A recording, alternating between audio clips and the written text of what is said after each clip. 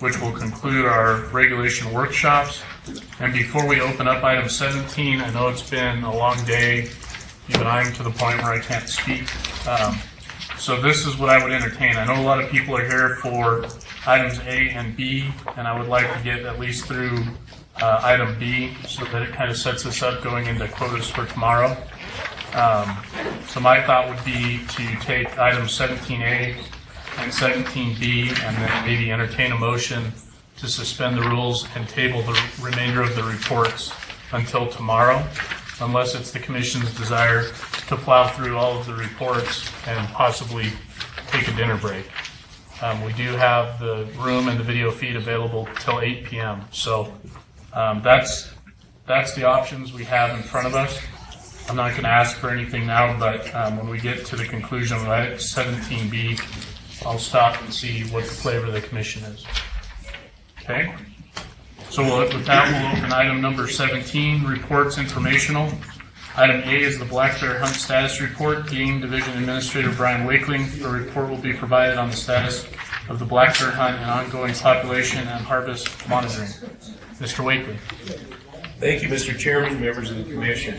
While I'll be the one presenting this today, obviously there's a great deal of people that have been involved in preparing the report. Obviously our game biologists and others associated with in the Western region put a lot of effort into this. So with that, I will try to read the slides from here. I wanted to make a couple of point out a couple of errors that the Commission did request an update back in January. At that January meeting, we reported on a couple of numbers, and I wanted to we've got corrected numbers now. At that time, we indicated that there had been public safety removals of about 8. Our data today shows that it was 9 during the last calendar year. Also increased the number, 21 of them have been hit by vehicles, and we've reported both of those inaccurately in January.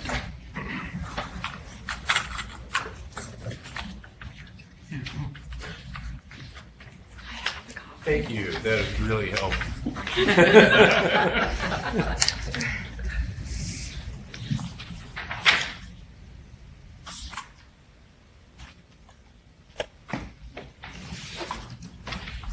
Nevada currently has a range of occupied bear habitat that is in the country, primarily around the surrounding the Reno area. But when you look at the historical record, it certainly indicates that we had bears in a lot of other areas. We had bear numbers dwindle substantially within Nevada, and in fact, it was a statement made by an in-now biologist in about 1979 that we didn't have bear problems. They only occasionally came in here from California. But we started to definitely see bear numbers start to increase in the 80s, and the darker hatched area that, if you're lucky, you can see in this slide, that's our current known viable populations of bears.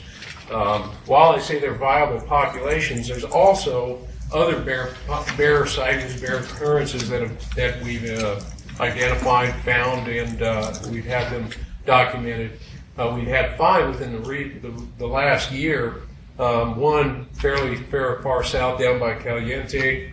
We've had sightings in the Elko area, and so we know that there are some bears exploring. They are not what we would consider a self-sustaining population. We don't include those in our estimates of the numbers within the state. Now, we've been involved with bear research and bear monitoring within Nevada since the late 90s. There was a management plan developed in 2012. And that management plan basically uses a two-pronged approach to looking at and monitoring bear populations. One of those approaches is specifically the population monitoring. We've been catching and releasing animals and continuing to refine our estimates of the numbers of animals that are in the state. The other way that we look at populations and the appropriateness of harvest is through the characteristics and the demographic nature of those animals that are harvested. That information also provides us some of the ability to draw inferences on the level of exploitation on the population. To date, with a sample size of about 825 individual bears. Obviously, that's more bears than we believe occupies space right now within Nevada. However, over the course of those 20 years, we've touched that many bears. We've individually marked just shy of 500, and we put out over 100 radio telemetry collars. This is undoubtedly one of the most intensively studied populations of bears within the United States. The work that has been done is not only work that's been supported by NDOW, but it's also used, we've used collaborative research with several other non-governmental organizations and universities. The results of some of this has been no fewer than 8 peer-refereed manuscripts. And when I say peer-refereed, there's a difference between a peer-reviewed manuscript and a peer-refereed. Peer-refereed means they've been submitted to journals. Journals have reviewers and editors that look at it, and there's certainly the potential to have those manuscripts rejected because they don't make the standards of the publication that they've been submitted to. And so there are also others in the works right now. There was one published earlier this year, or late last year. During the course of that, we've also had 4 different population estimates generated. The first one was in 2002. That was based on 4 years of data, or 4 years of study specifically designed on that particular project. At that time, the best estimate we could come up with was 180 plus or minus 117 animals. You always feel good if you can keep your confidence intervals from covering 0. So there's always wind up with some degree of variability in your estimates, but the larger your sample size gets, the more handle you get on the variability, the tighter your confidence intervals are. In 2008, that estimate had increased to 253. The confidence interval had reduced to 27. By 2011, it was up to 456, and we had a confidence interval of 39. That was still less than 10% of the population. 2014, that estimate's 445, and that's a plus or minus 14. That doesn't mean, when we talk about those confidence intervals, we're talking about with a degree of 90% confidence, we believe it will fall within that range. And our data just keeps getting stronger and better. We've had a lot of questions. You got 456 in 2011 and 445 in 2014. Does that mean the population's declining? Is it stagnant? This, what it largely indicates is that I've got another slide here that's going to indicate what the growth rate is estimated at currently. Population's still growing. It's growing at a slower rate, but it's probably, for all intents and purposes, probably reaching a little bit of a plateau. This is the 445 includes those mountain ranges that we've got intended study in. There are other areas that we know we have sustainable populations in. Within those sustainable populations outside of the study area, we figure there's probably somewhere in the neighborhood of 150 other bears within the state. So there's probably, within the state, within viable populations, somewhere between 500 and 700 animals. And I mentioned earlier that we collaborate with other individuals. We've had 3 individuals not affiliated with the agency, world-renowned bear biologists who have helped us with these studies. And Brian, just before you leave that slide, in 2011 and 2014, those estimates with the confidence intervals, those were derived using program MARC based on the animals that we've actually had hands-on, recaptured, either through mortality or recaptured through our program. Mr. Chairman, that's an excellent point. That is correct. And part of the reason that we routinely share information about the number of animals that we've encountered that have died as a result of road kills or something of that nature. The reason we collect that and we share that isn't just to compare, how frequently animals get hit on the highways. We certainly miss. We don't know what the proportion is, but we know that there are some animals that are hit on the highways that we don't recover. There are some animals that die for a variety of reasons. Electrocutions is one, cause of death that we were able to attribute in one study in another state. But the importance of this is the program MARC looks at the number of animals that are marked, that are out there on the landscape, and the number of recovered animals. And those can be recovered in any number of ways, including road kills or captures.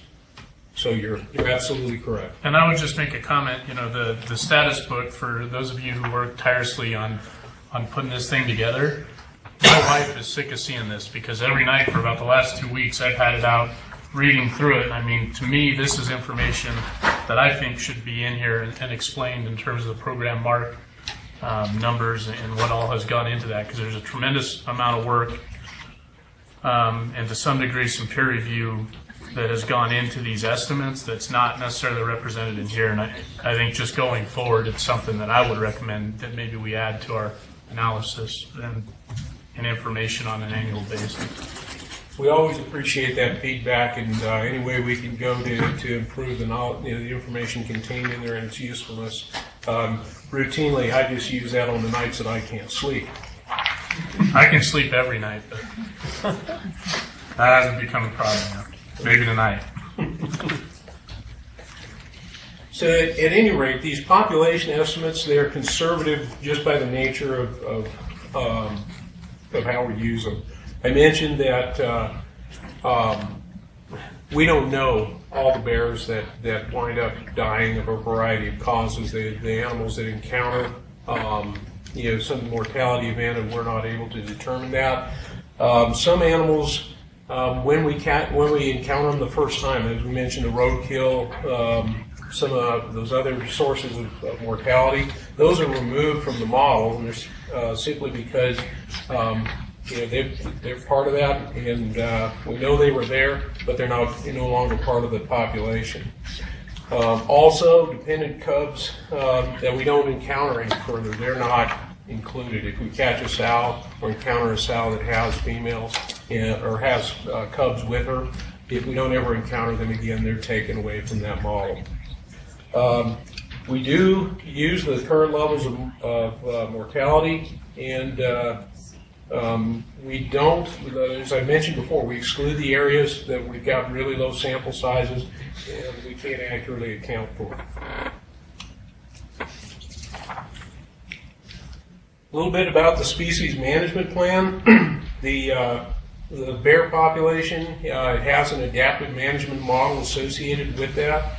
And what it looks at, and this is the harvest monitoring part of the demographics that we look at with the population to help us determine whether or not the level of exploitation is either low, medium, or heavy. Based on those and we use trends in that. We don't use a single snapshot, a single year. When we look at the harvest rate and the number of animals that are harvested within the Nevada hunt, it tends to be relatively low, and unless we use a 3-year average, which is what we typically use, it's a little bit difficult to draw substantial inferences from a single year's data. And so what that data looks like, when you look at the history of the hunt, 2011 to 2015, and this is for the entire area where the hunt occurs, what we're seeing is that the percent of females in the harvest is running somewhere between 35% to 31%. The 3-year average percent adult females in the harvest that are over 5 years of age, it's got the 3-year average of 75%. That's actually inaccurate. It should be 88%. If you look at the numbers within there, the 3 years prior, it's 75, 100, 83. There's no way it could be 75%. And so it's actually 88%. That indicates the higher the proportion of adult females when you're looking at the proportion of females, that indicates you got a light harvest, and also the mean age of males. 7.1 is the average, and if you look at all years combined, it's 6.6. All of those indicate that we're either a moderate or a light harvest. Looking at some additional hunt statistics, almost, well, around 2/3, a little over 2/3 use dogs. And of those, the bears harvested, 15 have been tagged in one way, shape, or form, marked by us. We've had 2 citations issued for illegal activity through the bear hunts. We've had 56 bears that were pursued and treated, but were not harvested. And then one of the other things that frequently comes up is the preponderance of the harvest that occurs within the pine nuts. 55% of uptake has been in Unit 291. But if we look at just 291 by itself, what we're seeing is that it also conforms with a light harvest. We're just not seeing anything based on the harvest characteristics that would indicate that our harvest is anything but light there. We do have a good deal of demand for this hunt. Just over, actually up to 2015, if we look at 2016, it's over 12,000 applications now. 36 states and 1/4 country have applied. We've had over 11,000 resident applications. Over 1,200 of those have come from Clark County, and more than 600 non-resident applications as well. I mentioned something about the growth curves earlier. And so the populations are continuing to grow. The graph on the left indicates what that growth rate looks like. The 2 graphs on the right indicate what's known as lambda, or the intrinsic rate of growth. Anything over 1 indicates you've got a population that's growing. If it's below 1, the population is not. And so this is based on program bark, and looking at males as the top, females as the bottom. All of those values are above 1, but they are starting to the population is growing at a slower rate than what it has been. All of this indicates we may be reaching either the social or the biological carrying capacity, and by doing so, the population is, it may be, there's limited space for it to grow within the occupied ring. What we may see is that population expanding into some other nearby areas. Dr. James Sendinger with the University of Nevada, Reno, looked at this, looked at the growth rate. He's the expert that we've used with Program Mark, and the quote that he provided was, "I checked for a change in survival following the implementation of the hunting season in 2011, and could find no effect." And so that was his statement based on the effect of the harvest on the growth rate of the population. Brian, can I just ask you a question, just because it's hard to see from the graph? Can you give us the latest lambda? I'm assuming that's from 2014 for male and female. This isn't a sick joke to test your eyesight. I'm genuinely curious. Yeah, this is the lambda is indeed from, on this graph, the last one was 2013, the data was calculated in 2014, and the lambdas for males was approximately 1.05, 1.06. For females, looks like it was approximately 1.1.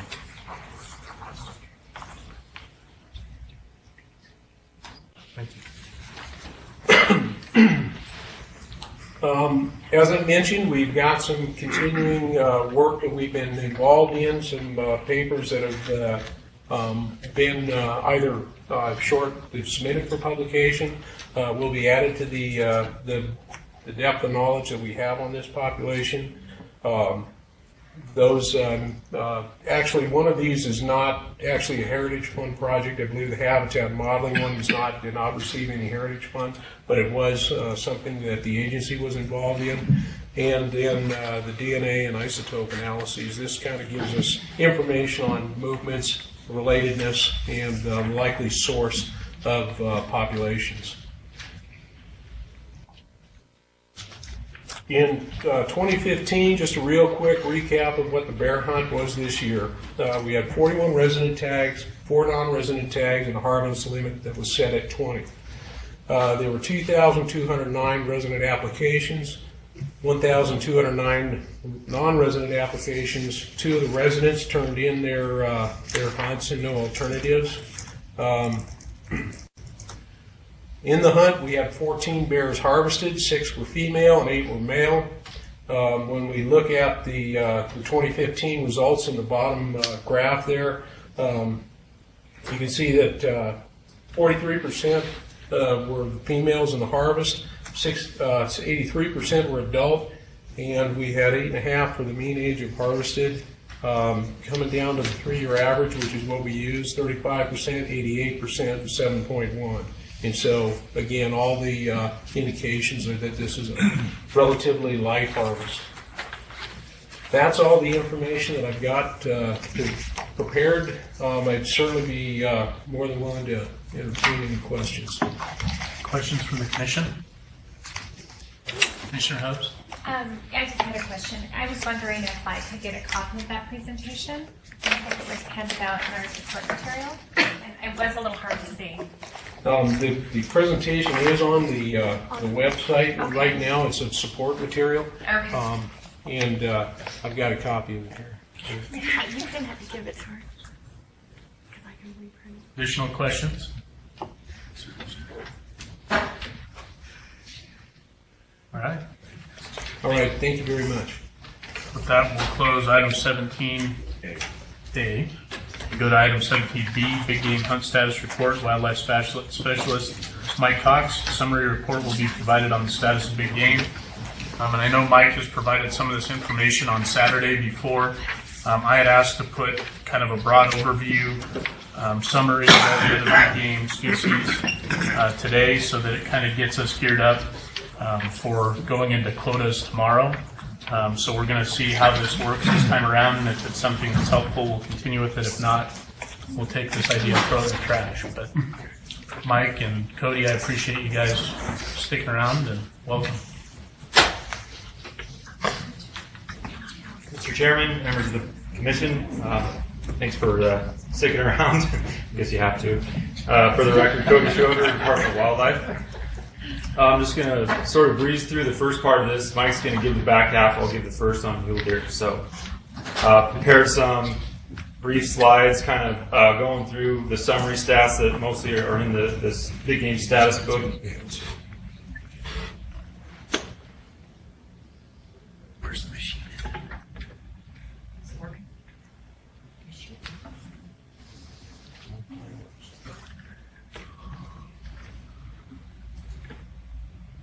Broken.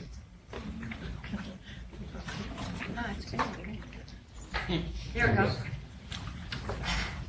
And I apologize for the small font on the screen, so I'll try to walk you through some of the numbers. But this first slide here is just showing the harvest trend going back to 2005, so approximately a 10-year trend. We're right around on the y-axis we have the deer tags sold. On the z-axis we have total deer harvested. So actually, when you look at the 10-year trend, where our harvest is above average. However, in the last few years, we have been harvesting fewer deer. You know, the last year, 2015, we did see a slight uptick in harvest, despite having fewer tags sold due to the quota being reduced last year. That leads into the next slide, if I can get it to go. And one of the reasons for that increase in harvest is because hunter success was actually higher last year. So on this slide, I have resident hunter success on the y-axis. On the x-axis is year, 3-year average, or 3 years, 2013, 14, and 15. And it's actually weapon class, so I apologize, it's cut off on this, but it's the brown bars are archery, the blue is muzzleloader, and the green is any legal weapon. So we saw about a 10% increase in archery success, almost a 9% increase in muzzleloader success, and about a 5% increase in any legal weapon success last year compared to the year before. That's the take-home message. Another metric that we use to track success is percentage of 4-point or better in the harvest. This is on a statewide level here.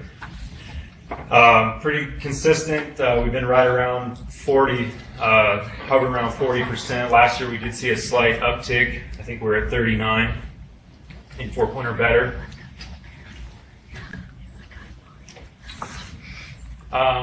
This slide looks like there we go. The y-axis is the statewide deer harvested. On the z-axis is the bucks per 100 doe we observed on fall survey. And I put the red line on there just as an indicator of our management objective, at least on a statewide level, is right at 30 bucks per 100 doe. So we've been hovering right around our management objective. We're above objective last year. We came in at 33 statewide. And then that's just showing the bars are just the number of deer harvested below there. So you can see that uptick, slight uptick in deer harvest on that last bar there.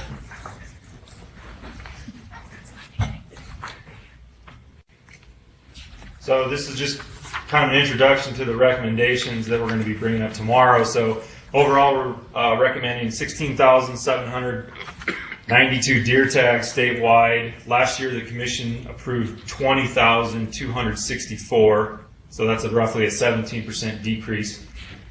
Antlerless deer tags, doe tags, statewide, we're recommending just over 1,000 this year. Last year, the commission approved 2,565, so that's about a 60% decrease. And then our junior tags, we're recommending just a little over 3,000, 3,093 junior tags statewide. Last year, the commission approved 3,400, so that's roughly a 9% decrease. And we did get the most recent data from Wildlife Administrative Services on the number of applicants for this year's draw. After the draw was over, and there's about 3,835 junior applicants.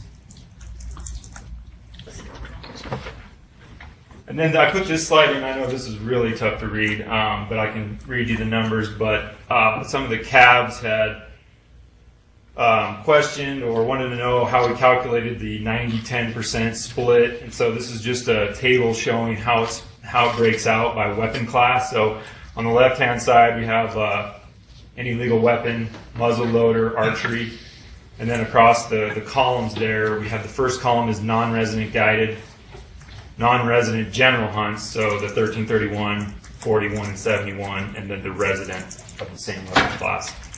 So we had 9,000, and this would be based off our recommendations for this year that we're coming in with in the packet that you have.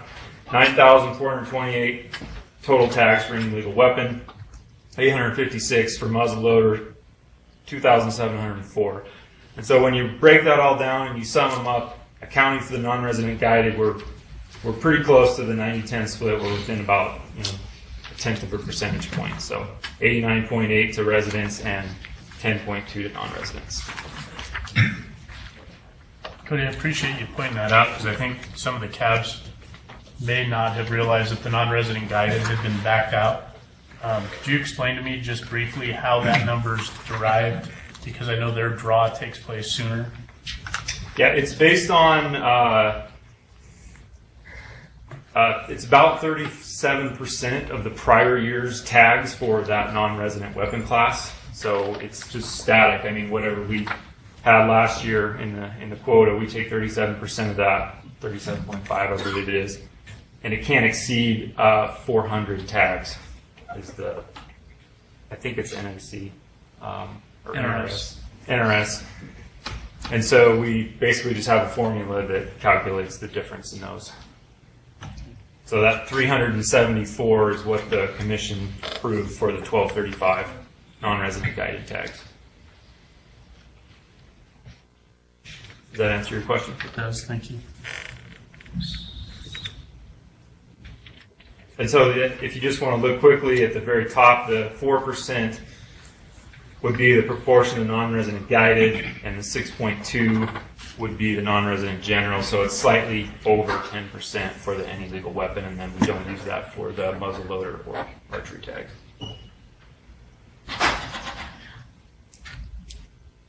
And then just this final slide here showing the junior, sort of the trend in junior tags. And the red bar there is, I put on there is the projected for this year. So those are the numbers basically that I just read off. The 3,800 is the number of junior applicants for 2016. And then the yellow box there is what our quota recommendation is, just over 3,000. So that's all I have for my portion, so I'll hand it over to Mike. Okay, before you go, are there questions for Cody while he's at the microphone? Specific to mule deer? Seeing none, thank you. Mr. Cox?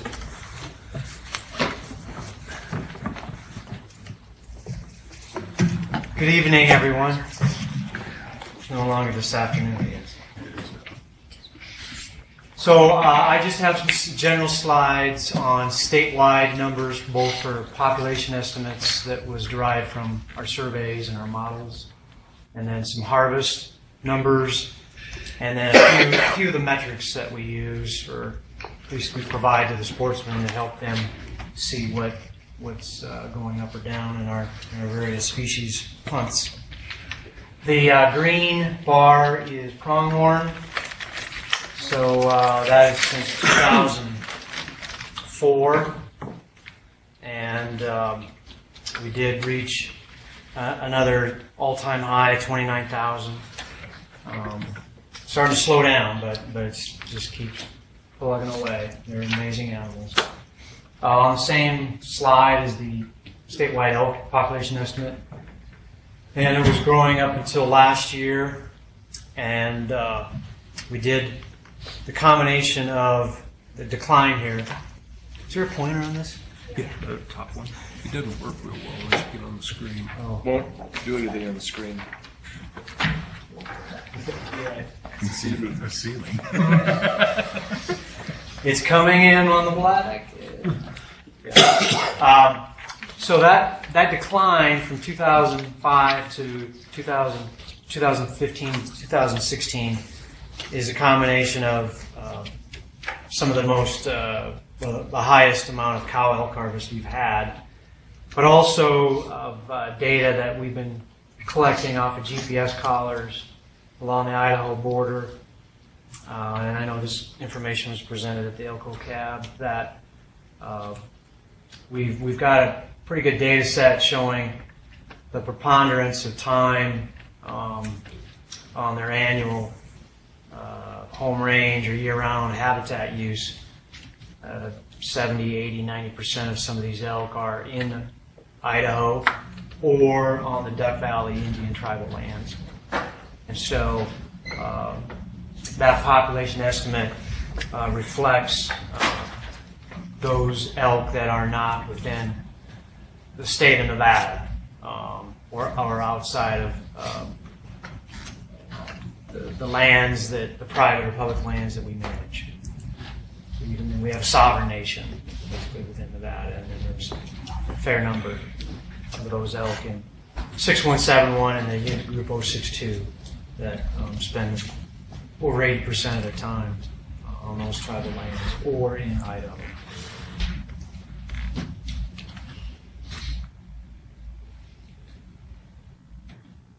Statewide desert bighorn population estimate is around 9,700.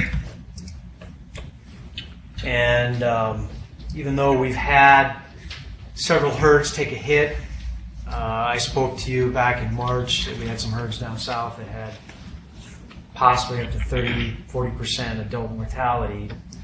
There's so many other herds that are buffering that loss that we're showing pretty much stable population estimate statewide.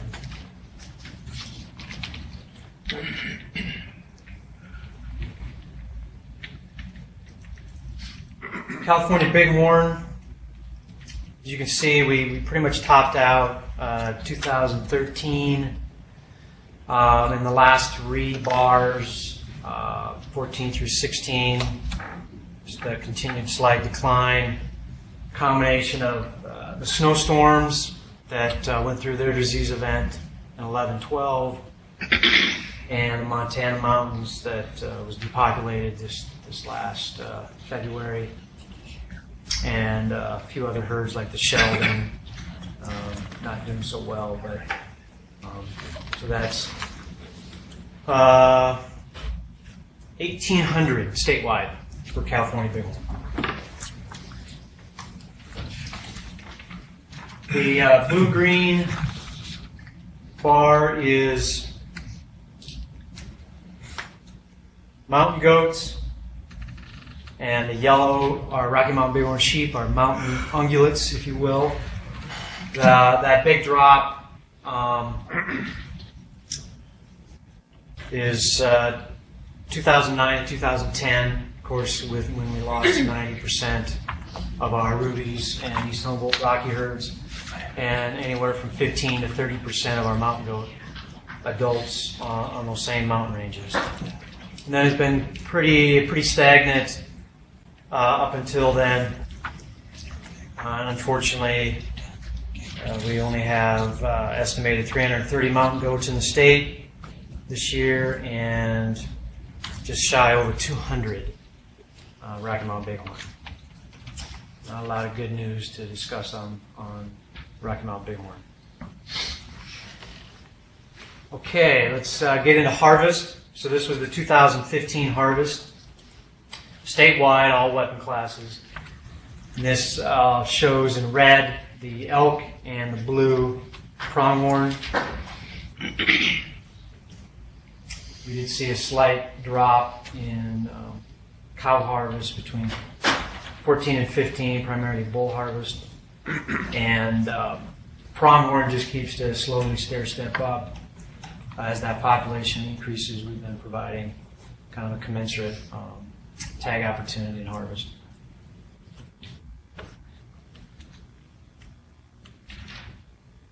Here's a couple of the metrics for pronghorn. The the orange triangles, that's the observed buck ratio from our aerial and ground surveys. And 2010 to 2011, we did make an effort to provide more opportunity in the field, since we were pushing 40 bucks per 100. And we took advantage of that. And we knew the buck ratio would drop. It dropped down to 35 statewide. The light blue line is the percent of 15-inch or longer of the total harvest. And certainly they somewhat correlate, but there's a lot of other correlates or variables involved in allowing us to harvest certain length of horns. Age, structure, which is derived from the recruitment from the past 2, 3, 4, 5 years, and certainly the drought period.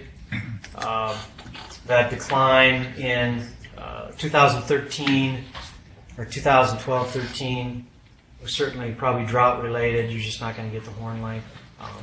So the buck ratios have gone back up. We whether that was us recommending less tags or the commission accepting a few lower recommendations, we did bump up. We did have some decent recruitment the last 2 years, and last year, which will provide some good pronghorn hunting in the next 2-3 years, but not necessarily this year.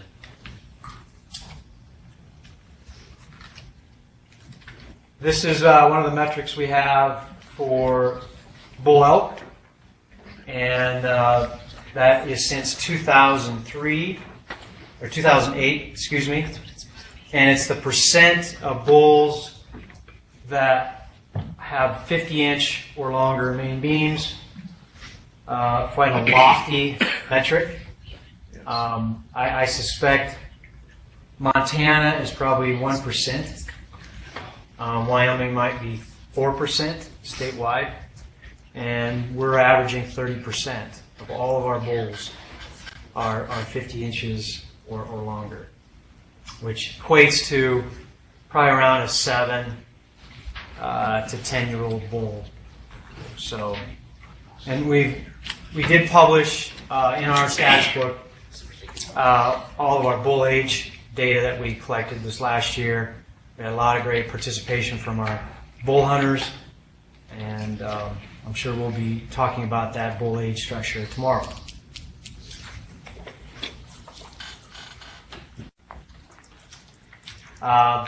Not going to really get into this because it's a little bit hard to see. This is the percentage of that same 50 inches or taller by unit group since 2008. This table also is in the back of the status book. And there certainly is some, as we know, some unit groups that stand out than others. And again, we'll be talking about that tomorrow. Bighorn sheep. This is, the yellow is the trend of desert bighorn sheep harvest.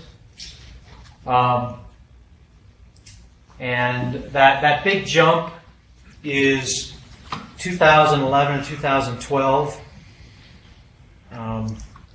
I challenged our biologists that year.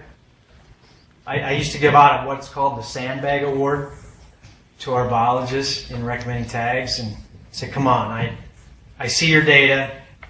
I see the rams that you're classifying. I see the harvest. I see the average age, the score.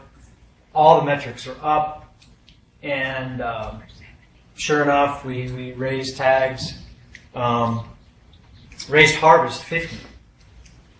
We killed almost 50 more desert bighorn from one year to the next. And I'll show you in the next slide that the average age didn't move beat. We stayed at 6.1. So the rams were there. We took advantage of them, and I think our guys had a lot more confidence in their data and their models from that effort. California, pretty stagnant, slight decline. We're hovering around 50 rams harvested statewide. And here's the desert bighorn harvest. The line, the yellow line, and the dots are the average age. And you can see that goes up and down a little bit, but it's always been around, it's actually 6.2, 6.3 statewide. And we had a slight, so I'll admit we had a fractional decline, but it's still above our statewide objective of 6.0 in our management plan. So, and then the blue bars is the harvest. But it's pretty hard to detect that change in average age with that big bump in harvest. Last slide, it's kind of a little somber. The pink is our mountain goat harvest. And that got as low as six billies and nannies harvested back in 2012 and 13. We were certainly conservative coming out of the die-off in 2009 and 10. And we realized with additional information over the last few years, we probably had a few more mountain goats on the mountain, and so we raised the tags. And but still, nothing like it was when we were harvesting over 25 mountain goats a year. And then blue is the Rocky Mountain Bighorn, and just very disappointing. The last year we harvested a single Rocky Mountain Bighorn ram in the state. That's all I have for stats of the other species. Okay. Thank you, Mike. Questions? Always at the microphone. All right. Seeing none, appreciate it. Okay, so at this point, I'll check in with my fellow commissioners. We have the option to suspend the rules, table the rest of item 17 reports until either the call of the chair tomorrow or I would suggest between items 26 and 27, or we can put our heads down and power through the rest of the reports. What's the flavor of the commission? I need a bag of morphine to stay. Stay. Either way. Commissioner Morai? Stay or table? I'm fine to stay if we, whatever. Go. All right. Getting through it? Let's do it. Let's do it. All right. It's like ripping the Band-Aid off. With that, The rest of you don't matter. He already got his majority. with that, I'm going to close item 17B and open item 17C. Tag allocation and application hunt committee, Commissioner and Committee Chair Brad Johnston. The report will be provided on the committee's recent meeting. Mr. Johnston. Thank you, Chairman. I prepared a PowerPoint, but I'm about PowerPointed out, so I'm going to just give a report. We met Wednesday evening, and we did some follow-up work on some of the recommendations that the committee made to the commission in March, the March meeting in Yerington. Those recommendations included the antelope waiting period, the bull elk waiting period, and the PIW draw sequence. And if you recall, the current waiting period for a successful antelope hunter with horns longer than the ears is 5 years. And the recommendation was made to reduce that waiting period from 5 to 3 years.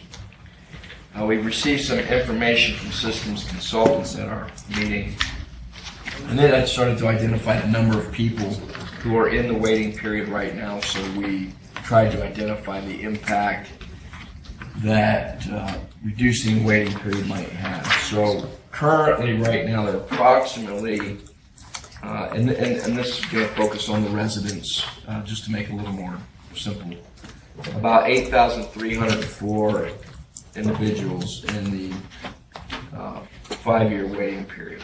Of that, there's about 3,426 with 2 years remaining. So if you take some numbers and say if we do look at 2015 as an illustration, approximately 2,500 buck antelope resident tags, 13,800 applicants. So there's one tag for every 5.5 applicants. If you revise the waiting period from 5 to 3 years, you would potentially have 3,400 more applicants. So if we put that into the 2015, you'd have 2,500 buck antelope tags and 17,200 applicants, which would mean you'd have, rather than one tag for every 5.5 applicants, one tag for every 7 applicants. Now that assumes that all applicants in the waiting period would then be eligible would reapply, but we can't really determine how it would affect the draw odds because of a number of factors. Hunter choice, bonus points, you have people coming back with none. But I guess the easier way to look at it is to compare one tag every 5.5 applicants to one tag for every 7 applicants, and it's really not, it's not a major change if you look at it from that perspective. The bull elk waiting period, probably had more discussion on that. And as it currently stands, it's 5-year waiting period if you're unsuccessful, 10-year waiting period if you are successful. So we took some numbers about how many people are in the 10-year waiting period and might be back in the application. So we did the same analysis. And there's 1,786 antlered elk tags for 12,500 applicants. And that results in one tag for every 7 applicants on the resident bull elk antlered hunt. If we revise the waiting period of 5 years from 10, you would add about 4,400 people into the applicant pool. And that would change one tag for every 7 applicants to one tag for every 9.5 applicants. And I think people are pretty confident, and Mr. Sefton was able to share some information.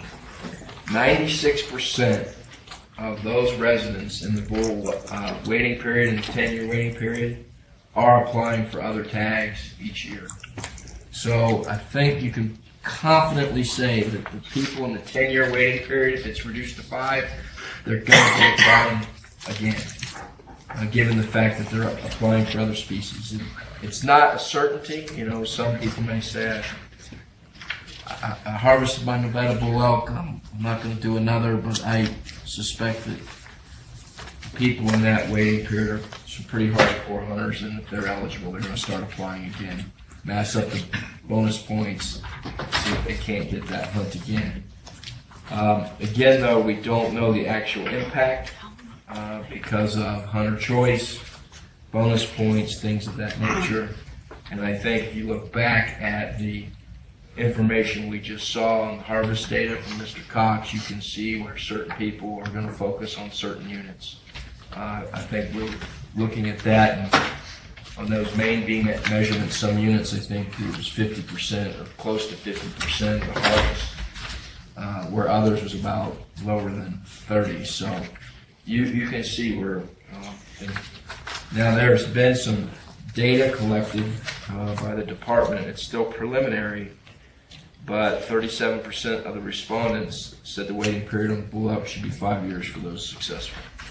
So that's some important input from the public. 50% of the respondents also agreed or strongly agreed that you should be able to buy bonus points during the waiting period. That kind of seemed, that surprised me, because that means when people come in off the waiting period, they're at the same playing field as someone who started applying 5 years ago, because they're going to have the same number of bonus points.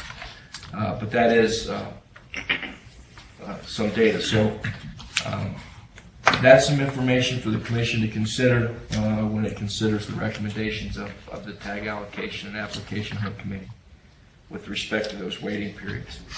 We also looked at some numbers on the PIW draw sequence. I want to back up. The bull elk period, there was a lot of discussion too, that it's not so much about reducing the waiting period from 10 to 5 years as much as it is to have uniformity between an unsuccessful and successful hunter. That the waiting period should be the same whether you are or not successful. So there was some suggestion of just make it 10 years across the board. That way you don't impact those in the applicant pool. It's just if you're unsuccessful going forward, you've got 10 years just as up. So that's something for further consideration by this commission. I think there is oftentimes the belief, and this is a lot of economic theory, that when you're in something like this, that when people come back in, if the waiting period is adjusted from 10 to 5 years, that people are going to think, that guy took my tag who didn't have to wait for 10 years. So there's a social component to it all. The PIW recommendation was to have the PIW draw first.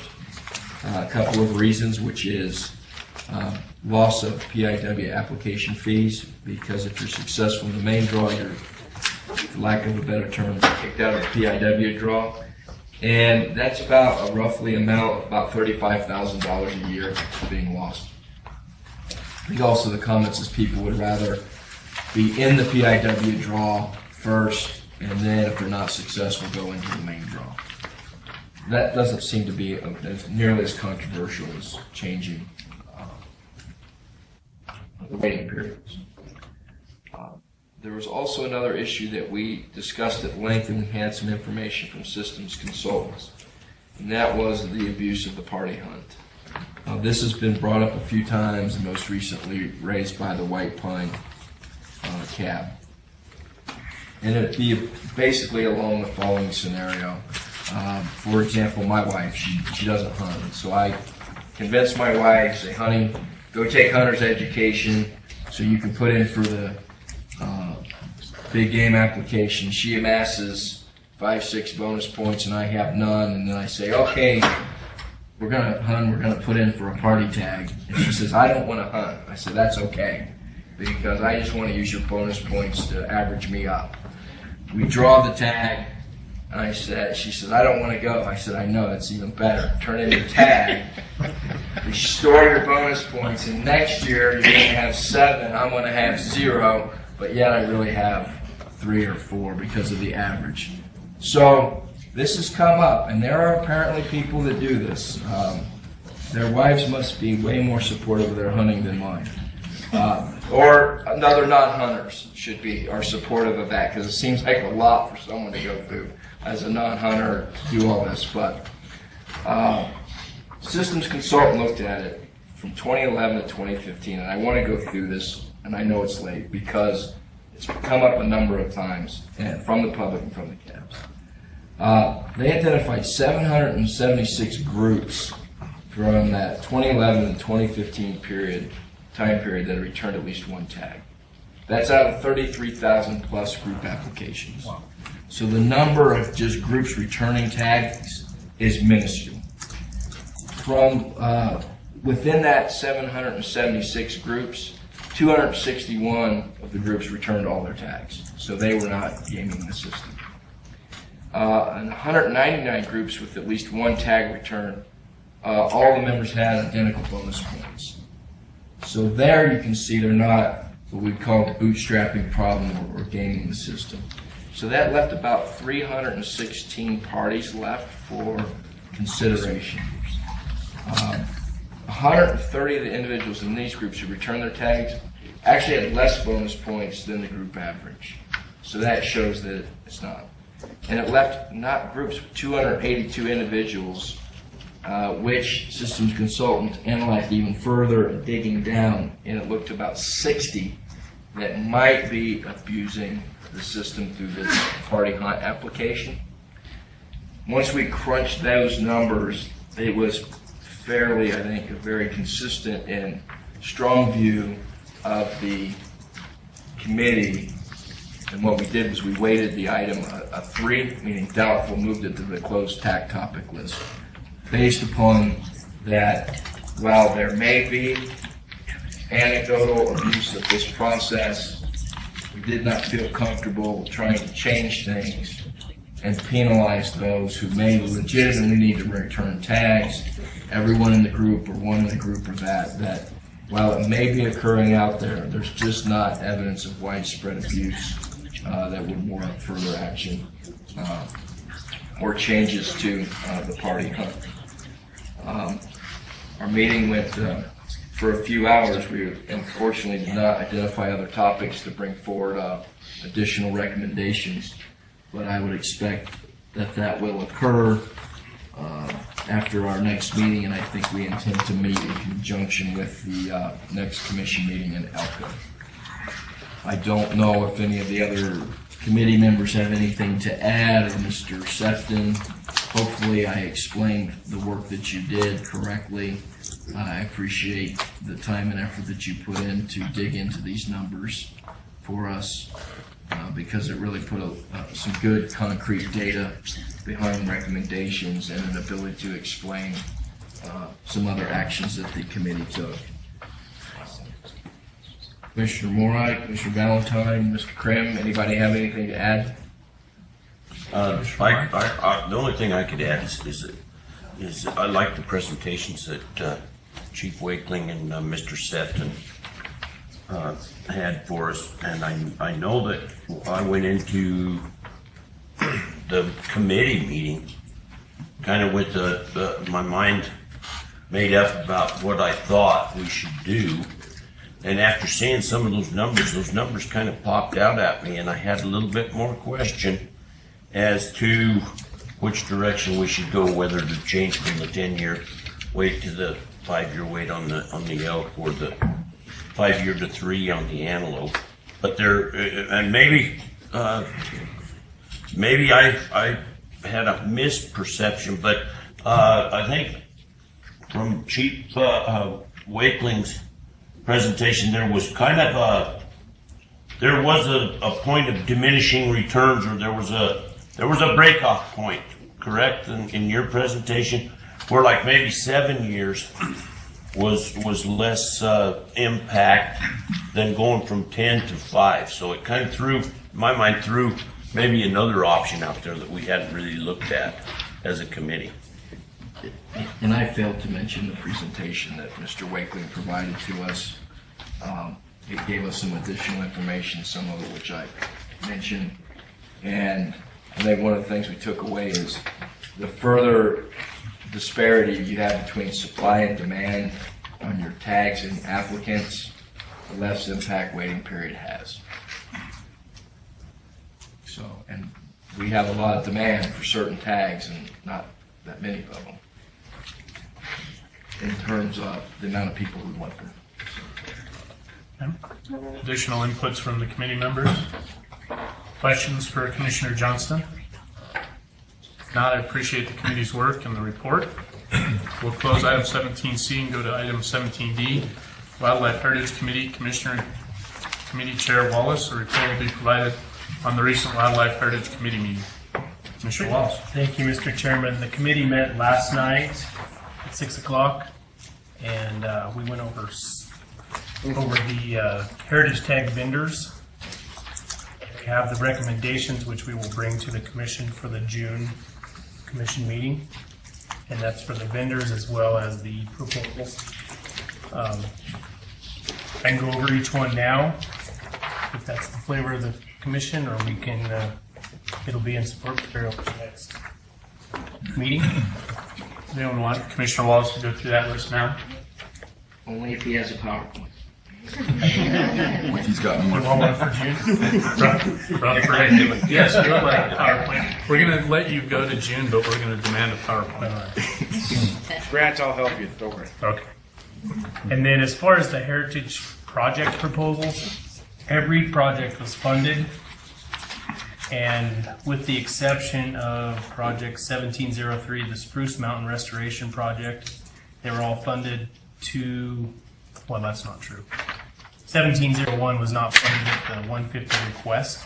It was funded at 80, but there was also Nevada Bighorns presented the department with a $50,000 donation towards that, which we then were able to take that extra money and put towards the other projects and fund everything. And then Deputy Director Rob had a list of other donations that were also going to go towards that, and I'll have a complete list of that at the June meeting because he only had a partial at that point.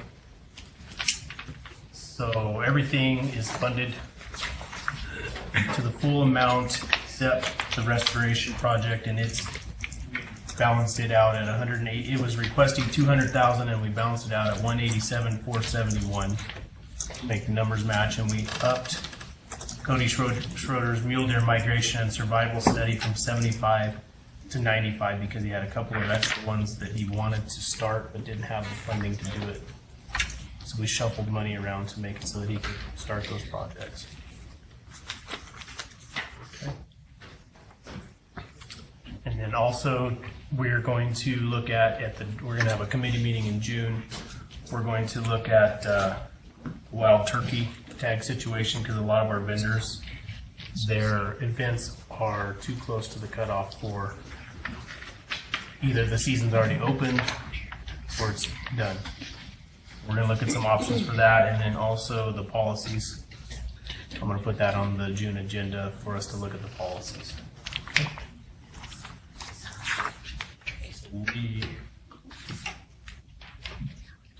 That was it, unless anyone has any questions. Additional inputs from any of the other committee members? Director Wasley? I'd just like to take a quick second and express some gratitude to the contributions of MBU. Not only does it make the purchase of that helicopter a reality, but it frees up heritage dollars to be spread across these other projects, and I'd be remiss if I didn't acknowledge that at this time, so thank you. Additional inputs or questions for Commissioner Wallace? Hearing none, we'll close item 17D and open item 17E. This is the Wildlife Trust Fund Semi-Annual Report. Deputy Director Liz O'Brien. A report will be provided on the investment and expenditure of money in the Wildlife Trust Fund for the period of July 1st, 2014 to June 30, 2015, and July 1, 2015 to December 31, 2015, pursuant to NRS 501.3585. Ms. O'Brien, good evening. Good evening. That's on. So, thank you, Chairman Drew, and members of the commission. I'll be quick, I hope. I know we're tired. I believe you have 2 reports on the status of the Wildlife Trust Fund. We are in your packet. We are required to submit semi-annually to the commission a report of the money in the Wildlife Trust Fund pursuant to NRS 501.3585. The first report is an update to state fiscal year 2015 to now include the entire year. The department received $169,319 in donations for that year. The second report is the first 6 months of state fiscal year 2016, where the department received $219,362 in donations. Attached in each of those reports are the details of every gift we have received during that time period. Donations are received from a variety of conservation organizations, industry, and private citizens in support of the department.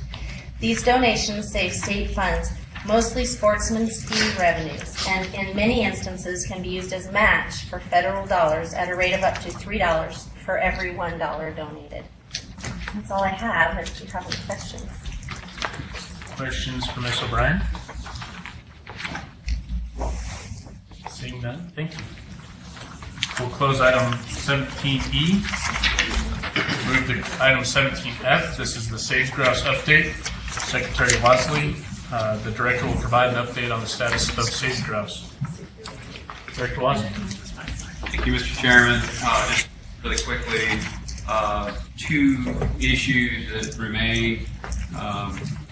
I guess the main area of focus. One is the implementation of the Land Use Plan Amendment. The Land Use Plan Amendment was the amendment that the BLM and Forest Service put into place, that then the U.S. Fish and Wildlife Service it was the existence of the Land Use Plan and the provisions in that Land Use Plan that allowed the U.S. Fish and Wildlife Service to conclude sage grouse was not warranted for protection under ESA listing.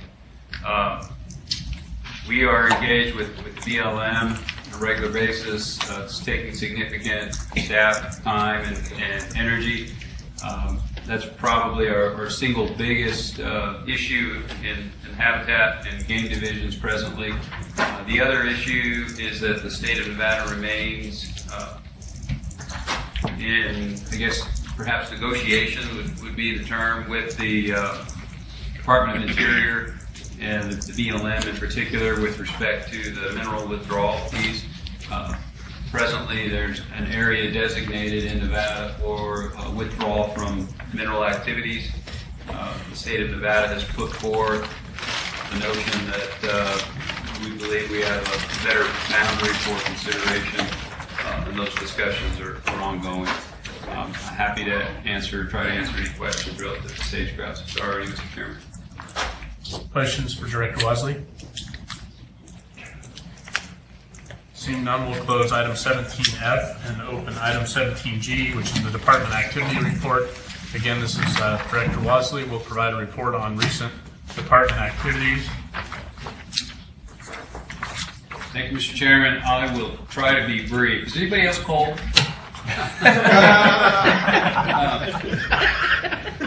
Normally, I really see this as an opportunity to share the department's activities, but as I look around this room and I did a quick count, I think there are more people here from the department than from the general public. I count 3 members of the general public present, 2 here and 1 in Las Vegas. So for me, that's a lost opportunity to help people become aware of really who we are and what we do, because as I've said before, a lot of the issues before us up here, we spend an inordinate amount of time, 90% of our time as a commission, dealing with 5 to 10% of what we are as an agency. So for me, it's a lost opportunity, and it's unfortunate that we don't have better participation in the general public to understand who we are as an agency. But in the interest of time, and also in the interest of not preaching to the choir, since there's so many CAB representatives and NDOW employees and commissioners that may already be aware of this, I'll try to be brief and just hit on a couple high points.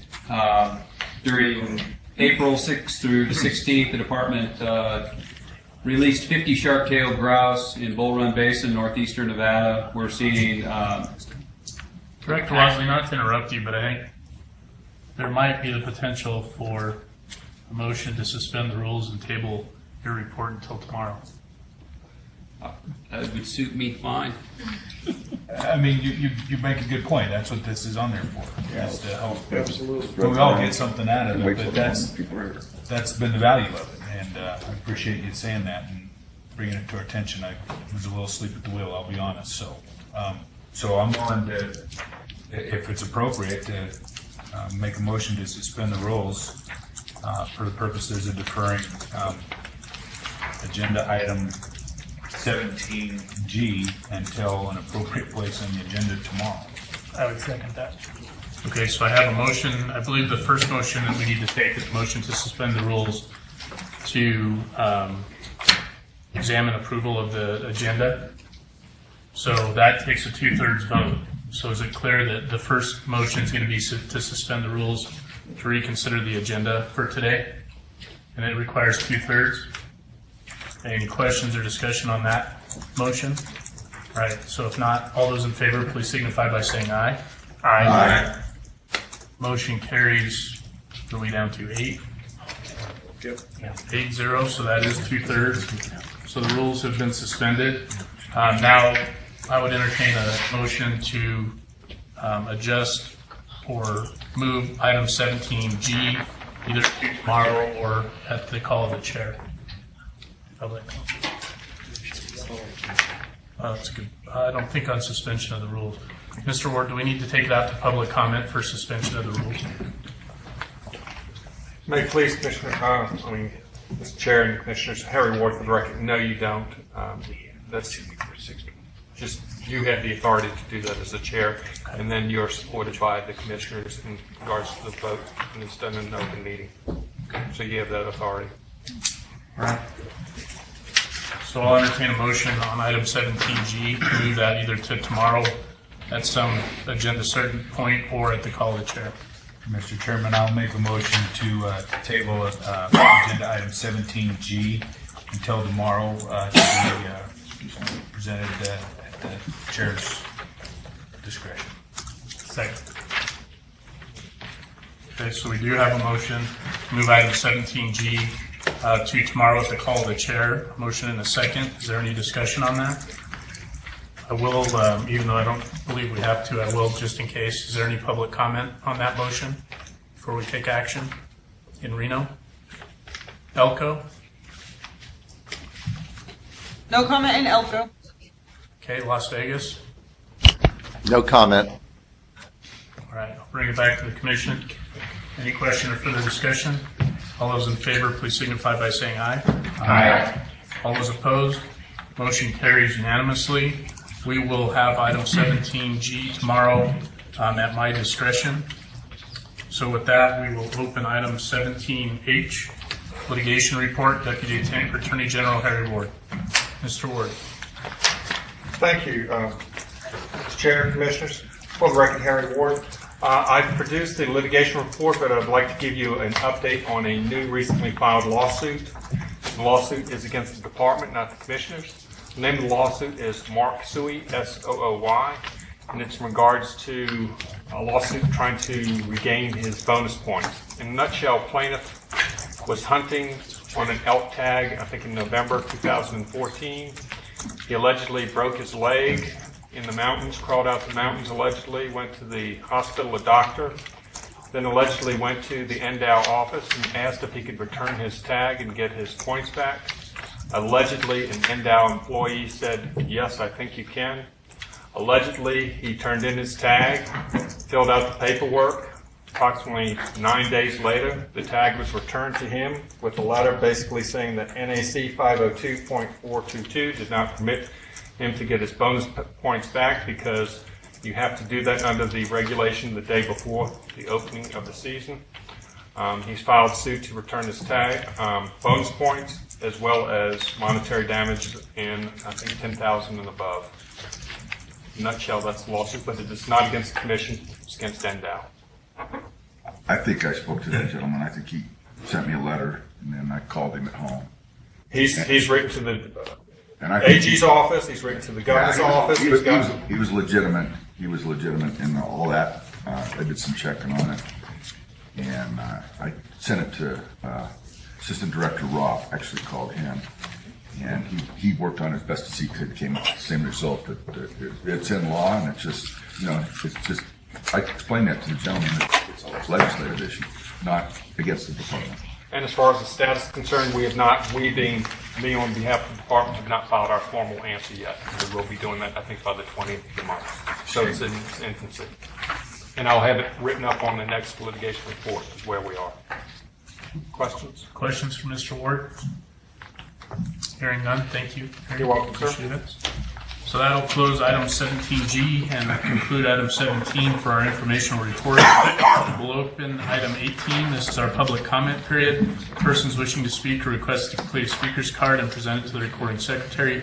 No action can be taken by the commission at this time. Any item requiring commission action may be scheduled on a future commission agenda. Public comment, item 18 in Reno. Mr. Land.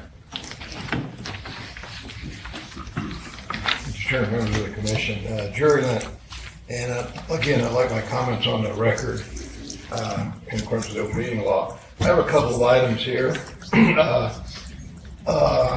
Number one, in the support material, there's a memorandum, litigation, and in your support material, and that's a public record, and you have a report by Harry B. Ward, Deputy Attorney General. And on the second to last paragraph, I'm going to read you a sentence that said, a companion open meeting law complaint filed by Mr. Lenz, LEMTZ, was also submitted to the Nevada Attorney General's office concerning similar allegations. That is not my name. You know, as an attorney, if you can't read, can't even spell your litigants' names correctly, you probably have a big professional problem. Another item I wanted to comment on is Project 22 on the Predator Plan entitled Mule Deer Enhancement. And it was recommended for discontinuation. And all 4 sub-projects related to sheep now, they are. There's nothing for deer. Emphasis for mule deer is going away with this plan, even though it is the bread and butter of this agency and sportsmen. NDOW sells thousands of deer tags, but only a few hundred sheep tags. This plan is totally going in the wrong direction. Everybody pays a predator fee, not just sheep people. And there are far more deer hunters in tags than sheep tags. And the predator plan is sheep, sheep, sheep. The legislative intent of the predator plan fee was to protect mule deer. And I can prove that any day you want me to. Because I was one of the original sponsors of it in '92. And I think you're all aware of that. And lastly, I heard, and I won't use any names, the chairman and a couple of sportsmen's reps said there are lots of public meetings and time for public comment on the predator plan, but not when it keeps changing every time. And that's what it did. Example, Project 41. That's new today, new to you and new to all of us. There was no prior public comment on that. So all of the projects in the Predator Plan did not get a good airing in the public comment period, like some of you commissioners were saying. And who knows what the final plan will look like. There's no guarantee they're going to listen to you again. I've heard them listen to you before. There's no guarantee it will stay the same. It'll be interesting to see what the final version of the Predator Plan is. Thank you. Next public comment, Reno. I'll be brief. Stan Zuber, Carson City Cab. The reason I'm speaking is the Carson City Cab won't have a representative at tomorrow's meeting, and I just wanted to let the commission know that the Carson City Cab voted to support the 2016 big game quota recommendation. as presented by the department. Thank you. Additional public comment in Reno? Okay, public comment under item 18 in Elko. No comment in Elko. All right, thank you for all your help today. Public comment in Las Vegas. Yes, for the record, Fred Volz. Things change, commissioners. You've seen growing and overwhelming opposition to the bear hunt since the commission revived this unnecessary activity. The hunt has consumed an excessive amount of commission time. Today's informational report lends little support for more bear hunting. The state's hunting and trapping licensees are static or in decline because of changing public attitudes and deteriorating demographics toward destruction of and interference with wildlife species. Two of the specious, illogical statements recently made by Carson Cab members supporting more premeditated bear deaths deserve attention. One board member suggested that more bears are killed by cars than by hunters. Because we have irresponsible drivers speeding and paying insufficient attention, that's supposedly a valid justification to kill more bears via sanctioned hunting. The word ludicrous comes to mind. Another Carson board member suggested that 89% of killed bears had their meat consumed. Unless this individual was standing over each hunter while he killed, butchered, and consumed the hapless bears, how would the board member know this fact with such certainty? Given the poor self-reporting by trappers of the non-target species their traps destroy, how would any self-reporting about dead bear use be remotely reliable? Does killing a bear mean the hunter never uses a grocery store? Hypothetically, if all the bears believed to be in the state were killed, how long would that feed the state's residents? There is a path forward for this commission tomorrow. Disallow the killing of female and young bears, set the total 2016 quota at 1, allowing the commission to retain paid application fees, and hold a hunt with minimal impact to the state's bears. Thank you. Okay, with that, there's no one else in Las Vegas that I can see, so unless there's someone hiding under the desk, what we'll do is go ahead and recess the meeting, and we'll re-adjourn here tomorrow, Saturday, May 14th at 8 a.m. Thank you.